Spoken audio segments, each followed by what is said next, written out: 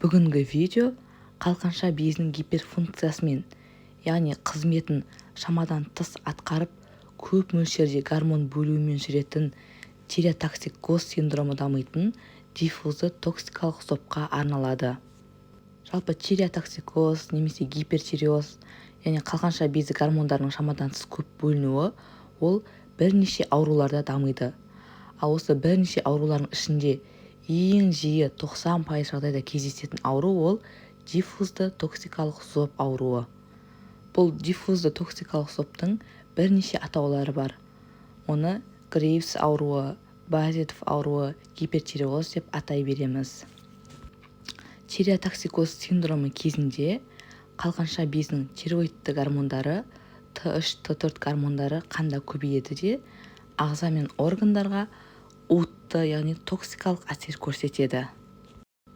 Бұл диффузды токсикалық соп аутоиммунды ауру, яғни ТТГ тиреотропты гормондың рецепторына қарсы оны қоздыратын антиденелер түзіледі.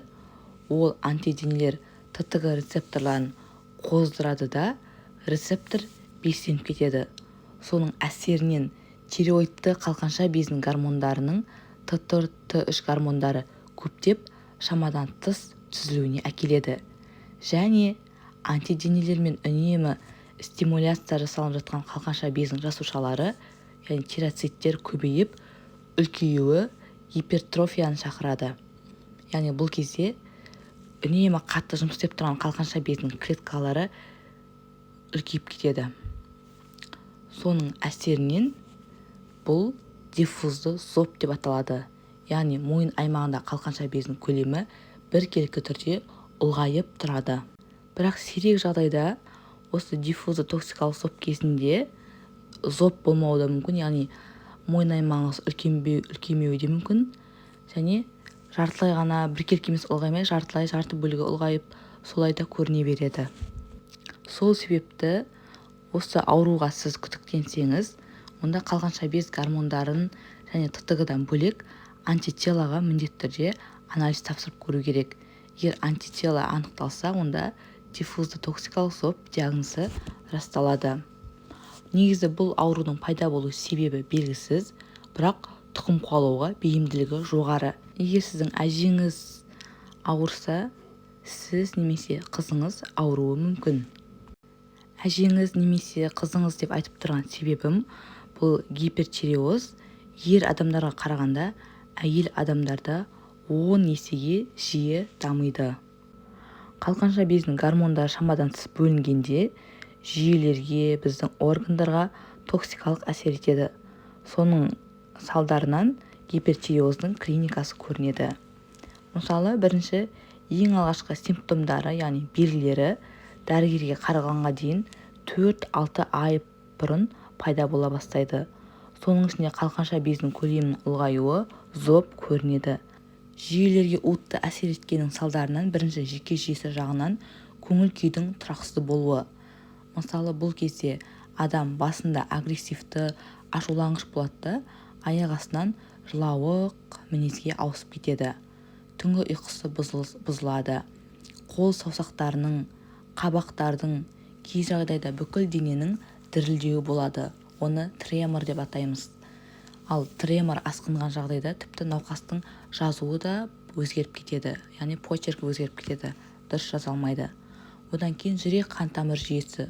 Бұл кезде тахикардия, яғни жүрек қағысының жиілеуі және оның науқасқа сезілуі. Жүрек соғу жиілігі минутта 120-130 соққыға дейін болады. Және жүрек қағысын басының ішінде, қолдарында, құрсақ ішінде сезе бастайды. Жүректің өзінде де ауыр өзгерістер болады. Мысалы, жүрекшелердің фибрилляциясы, жүрек ритмінің ырғағының бұзылысы, оның ішінде жүрек шешінде тромб түзіліп, мидың инсультіне дейін алып келуі мүмкін. Қосымша, созылмалы жүрек жеткіліксіздігі дамиды. Бұл өте ауыр асқыну. Одан кейін миопатиялар, яғни бұлшықеттердегі үнемі әлсіздік, қол-аяқ бұлшықеттері көлемінің кішіреюі басталады. Ал бұлшықетте кенет болатын әлсіздік ұстамасы, бұл тиреотоксикалық гипокалемиялық паралич немесе сал деп аталады. Остеопороз дамиды. Сүйектер өте сынғыш, нәзік келеді. Шаш түсу, тырнақ сынғыштығы орын алады.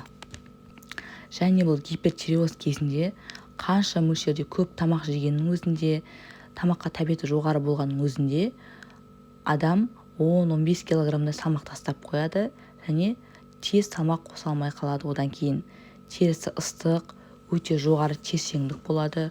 Үнемі ыстықтап жүріп, өз-өзіне орын таба алмайды. Ыстықтағаннан орын таба алмай жүреді.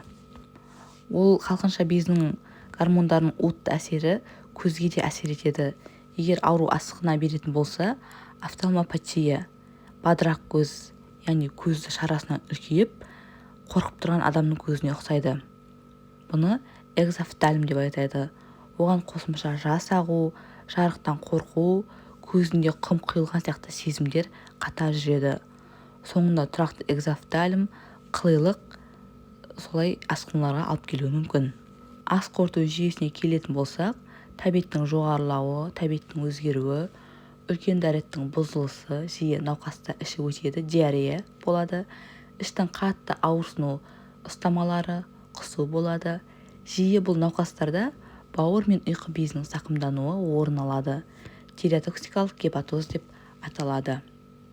Және бұндай тиреотоксикозы бар пациенттерде, науқастарда перитибиальды микседема болады. Бұл дегеніміз асқыну кезінде аяқта балтырдың алдыңғы жағындағы тері мен тері асты клетчаткасы арасында қызыл түсті тығыз ісіну пайда болады.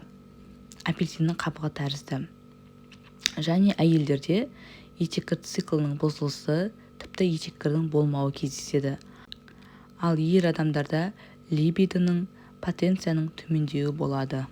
Бүйрек үсті безі жағынан бүйрек үсті безінің жетіспеушілігі, яғни тиреоидты гормондар әсерінен кортизолдың тез ыдырауы орын алады да гипокортицизм дамиды.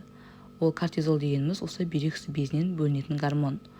Бұл жағдайда қан қысымының жоғары болуымен, терінің қола түсті тәрізді болуы және гиперпигментациясымен көрінеді. Алдағы видеода осы диффузды токсикалық соқтың анықтау әдістерін және емін айтатын боламын. Ал сізде осы аталған белгілердің қайсысы кездеседі, соны төменге жазып кетсеңіз болады.